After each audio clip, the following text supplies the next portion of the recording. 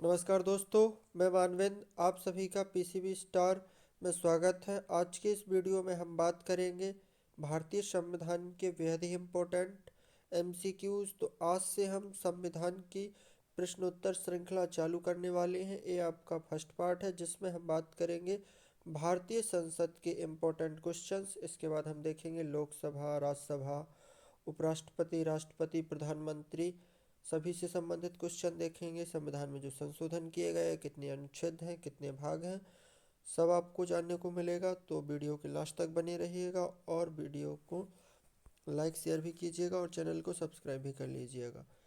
तो चलिए शुरू करते हैं। पहले क्वेश्चन में पूछ रहे हैं कि संघीय का भारत की संघीय व्यवस्थापिका को किस नाम से जाना जाता है। तो जैसे सभी देशों में संघीय व्यवस्थापिका होती है जो कानून बनाने का काम करती है, तो भारत में इसे कहते हैं संसद।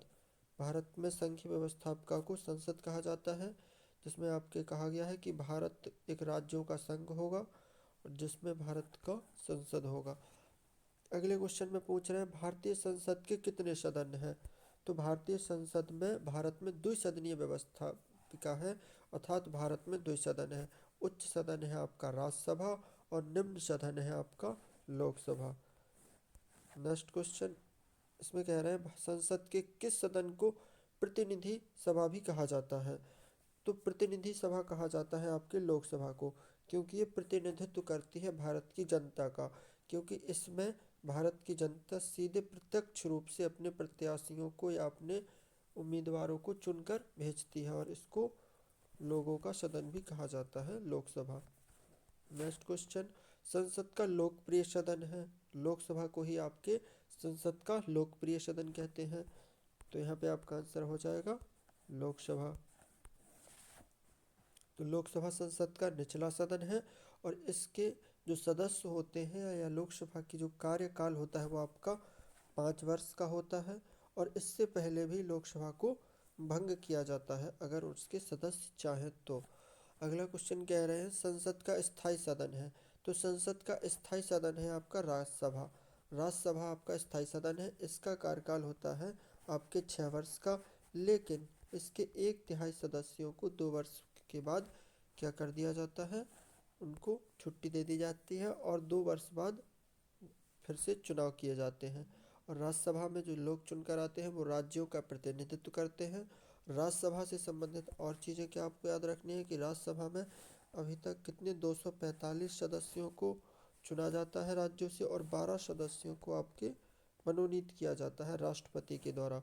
12 किन सदस्यों को मनोनीत किया जाता है, जो आपके साहित्य, विज्ञान या खेल कूद से संबंधित हस्तियां होती हैं, उनको राष्ट्रपति है जो चुनता है। और इसके 1/3 सदस्यों को 2 वर्ष बाद निर्वासित कर दिया जाता है। तो आपको ये चीज़ें याद होना चाहिए, ठीक है। अगला क्वेश्चन भारतीय संसद बनती है। तो ये इम्पोर्टेंट क्वेश्चन है। भारतीय संसद बनती है आपके 3 चीज़ों से। पहला होना चाहिए आपका राष्ट्रपति, राज्यसभा और लोकसभा।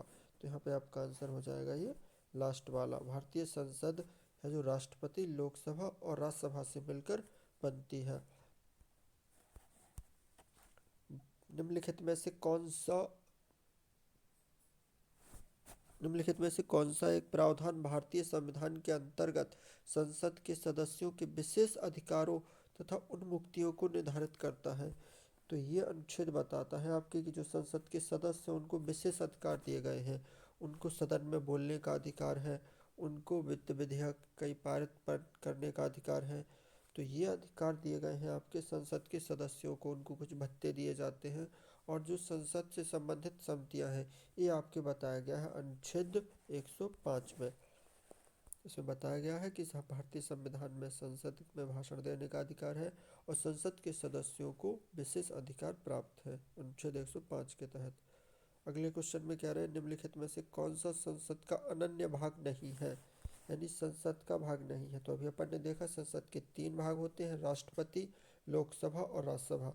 तो उपराष्ट्रपति संसद का भाग नहीं है। उपराष्ट्रपति आपका राज्यसभा का पदेन सभापति होता है। यहाँ पे आपका आंसर हो जाएगा राष्ट्रपति। अगला क्वेश्चन भारत के संविधान में कहा गया है कि भारत की संसद के 3 अंग होते हैं। बिल्कुल सही बात है। भारत के संसद के 3 अंग होते हैं जिनमें से एक संघ लोकसभा, दूसरा अंग राज्यसभा, जबकि तीसरा अंग क्या है? तीसरा अंग है आपका राष्ट्रपति, उपराष्ट्रपति, प्रधानमंत्री, लोकसभा अध्यक्ष। आपका आंसर होगा राष्ट्रपति। भारतीय संसद के कितने अंग हैं? तो अपन देख चुके हैं क्वेश्चन। भारतीय संसद के 2 अंग हैं। भारतीय संसद के 3 अंग हैं। अंग पूछे तो 3 है। भारतीय संसद में सदन है 2। अपने यहाँ द्विसदनीय व्यवस्था आपका लगाई गई है, लेकिन भारतीय संसद के अंग कितने हैं? 3। राष्ट्रपति, लोकसभा और राज्यसभा। तो इन चीज़ों का आपको याद रखना है, ठीक है। नेक्स्ट क्वेश्चन, भारतीय संविधान के किस अनुच्छेद में कहा गया है कि संघ के लिए एक संसद होगी जो राष्ट्रपति और 2 सदनों से मिलकर बनी होगी? तो एक किस अनुच्छेद में कहा गया है कि भारत के लिए एक संघ होगा, यानी भारत क्या है? राज्यों का संघ है। उसके लिए एक व्यवस्थापिका होगी जिसको संसद कहा गया, और संसद है जो राष्ट्रपति और 2 सदन, लोकसभा और राज्यसभा से मिलकर बनी है। ये आपके कहा गया अनुच्छेद 79 के तहत। तो यहाँ पे आपका आंसर हो जाएगा अनुच्छेद 79, जिसके तहत संसद के गठन का प्रावधान किया गया है, जिसमें राष्ट्रपति होगा और आपके लोकसभा और राज्यसभा से मिलकर संसद का निर्माण किया जाएगा। निम्नलिखित कथनों में से कौन असत्य है? देखते हैं।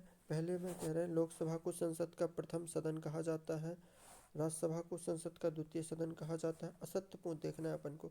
राज्यसभा एक अस्थायी सदन है, लोकसभा संसद का लोकप्रिय सदन है। तो ये सही है, लोकसभा संसद का लोकप्रिय सदन है। राज्यसभा एक अस्थायी सदन है, ये आपका गलत है, यानी ये आपका आंसर हो जाएगा। यहाँ पे असत्य पूछा था। राज्यसभा एक अस्थायी सदन नहीं है, राज्यसभा एक स्थायी सदन है। इसके केवल 1/3 सदस्यों को 2 वर्ष बाद निर्वासित कर दिया जाता है, और इसका कार्यकाल आपके 6 वर्ष का होता है। जबकि लोकसभा संसद का प्रथम सदन है और राज्यसभा आपका द्वितीय सदन है। प्रथम सदन क्यों है? क्योंकि कोई भी विधेयक है पहले लोकसभा में पारित किया जाता है, फिर वो आपके राज्यसभा में पारित किया जाता है। जबकि आपका वित्त विधेयक केवल लोकसभा में ही पारित किया जा सकता है। नेक्स्ट क्वेश्चन, निम्नलिखित कथनों में से कौन सही है? और यहाँ पे आपको पूछ रहे हैं सही कौन सा है। लोकसभा भारतीय जनता का प्रतिनिधि सभा है, ये सही है आपका। राज्यसभा संसद का उच्च सदन है, ये भी सही है। लोकसभा निम्न सदन है और राज्यसभा उच्च सदन है। राज्यसभा राज्यों का प्रतिनिधित्व करता है, ये भी सही है। तो यहाँ पे आपका आंसर हो जाएगा उपरोक्त सभी। ये सभी कथन सही है। संसद का निम्न सदन एवं उच्च सदन क्रमशः क्या है?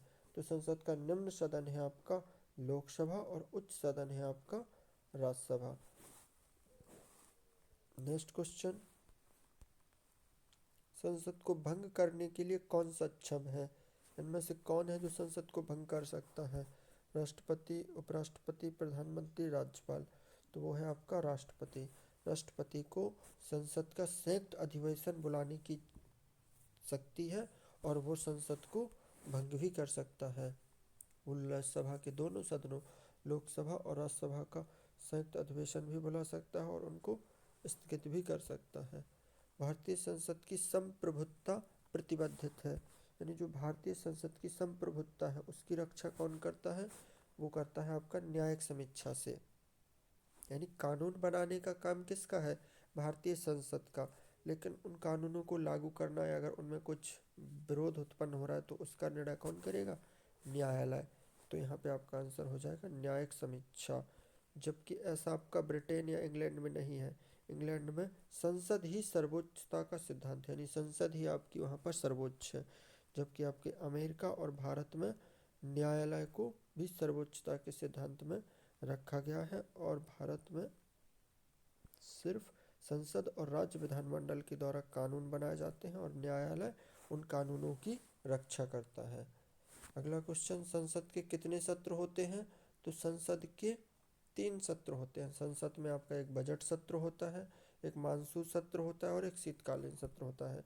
यहाँ पे आपका आंसर हो जाएगा उपरोक्त सभी। तो संसद का जो बजट सत्र होता है वो आपका फरवरी से मई के बीच में होता है, और मानसून सत्र आपका जुलाई से सितंबर के बीच में होता है। आपके वर्षा ऋतु में मानसून सत्र होता है, और शीतकालीन सत्र आपका सर्दी में होता है, जो होता है आपका नवंबर से दिसंबर के मध्य में।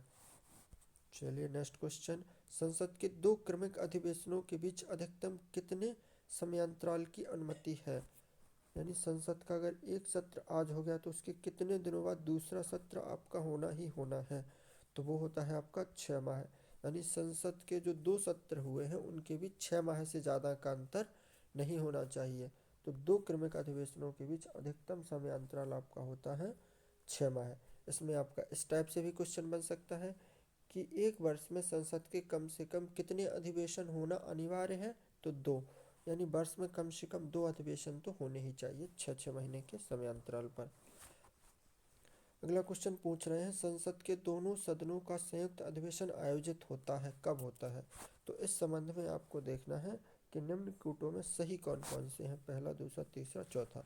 तो पहले में कह रहे हैं भारत के राष्ट्रपति के निर्वाचन के लिए, भारत के उपराष्ट्रपति के निर्वाचन के लिए, संविधान में संशोधन से संबंधित विधेयक को पारित करने के लिए, एक ऐसे विधेयक पर विचार करने और उसे पारित करने के लिए जिस पर दोनों सदनों में मतभेद हो। तो यहाँ पे आपका आंसर होगा केवल 4। भारत के राष्ट्रपति के लिए कोई संयुक्त अधिवेशन की जरूरत नहीं होती है। भारत के राष्ट्रपति का निर्वाचन अपन अलग से पढ़ेंगे। भारत के उपराष्ट्रपति के निर्वाचन के लिए भी नहीं होती है। संविधान संशोधन से संबंधित विधेयक को पारित करने के लिए भी नहीं होती है। भारतीय संसद के दोनों सदनों की संयुक्त बैठक केवल तभी होती है जब दोनों सदनों में किसी विधेयक पर मतभेद हो या राष्ट्रपति चाहे तो दोनों सदनों को बिठा सकता है। अभी तक भारतीय इतिहास में 3 बार ही संयुक्त अधिवेशन बुलाया गया है। तो यहाँ पे आपका आंसर हो जाएगा 4। भारतीय संसद के दोनों सदनों की संयुक्त बैठक किस संबंध में होती है, इसका आंसर आप देंगे। और आज के लिए इतना ही, अगले वीडियो में मिलते हैं। Thank you, take care, love you all. इसका आंसर होगा आपका साधारण विधेयक। धन्यवाद।